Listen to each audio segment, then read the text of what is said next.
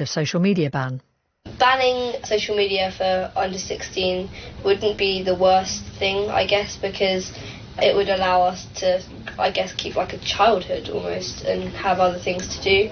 But at the same time, sometimes it is nice to just sit back and not really be doing anything. I wouldn't support a ban on social media because you need to connect with your friends by sending videos and texting and calling them. Well, I understand why that ban would take place, but I really don't think social media is a problem. It's more the content that's posted on it.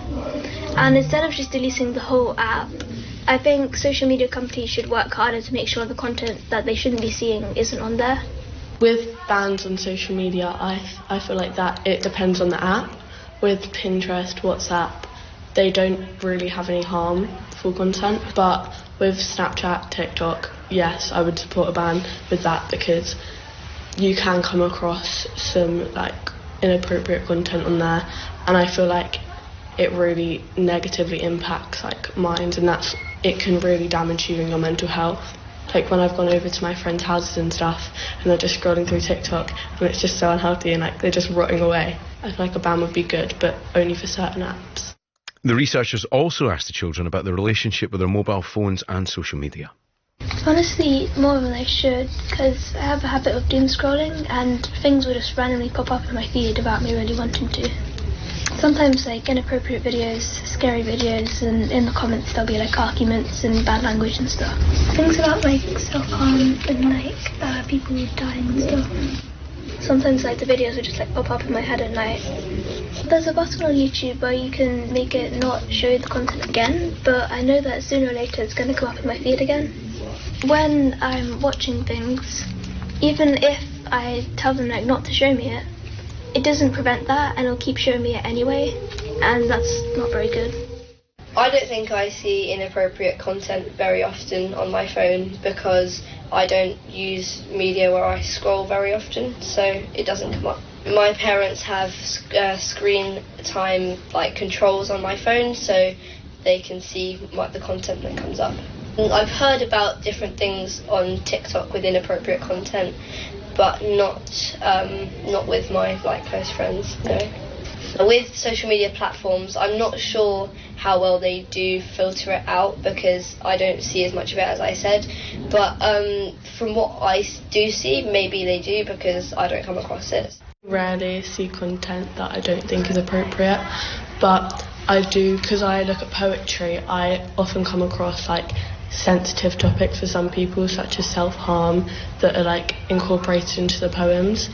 I'm not really aware of any other inappropriate content. Obviously there's pornography and stuff, but I don't think any of my friends have come across that. I definitely haven't come across that.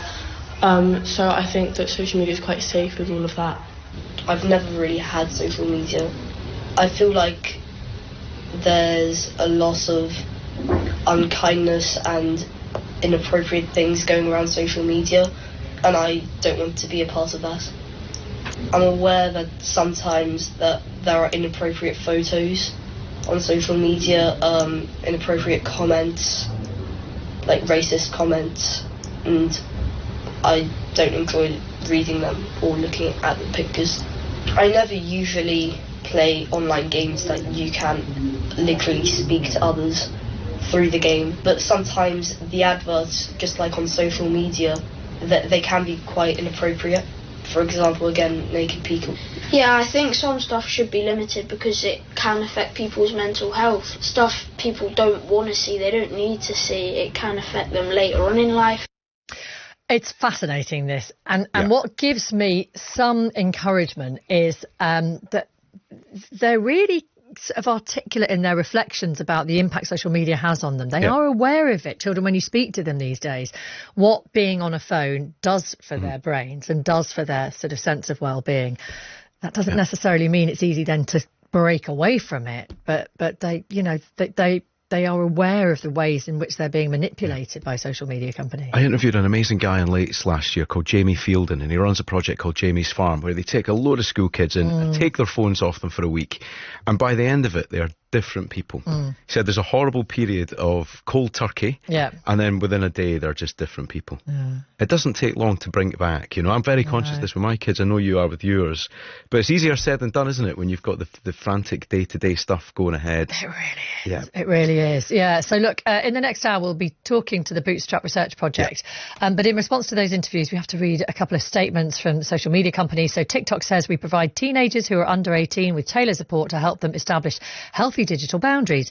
Every account is automatically set to a 60-minute daily screen time limit. Right, here's what YouTube have to say. Guided by independent experts, we've created age-appropriate experiences for teens and families, including robust controls for parents to decide what content their children can watch. And Snapchat say they offer extra protections for under 18s to help keep the focus on connecting with close friends, preventing unwanted contact from strangers and providing an age-appropriate content experience. So they're all doing really well, aren't they? Thoughts on that, please, 85058.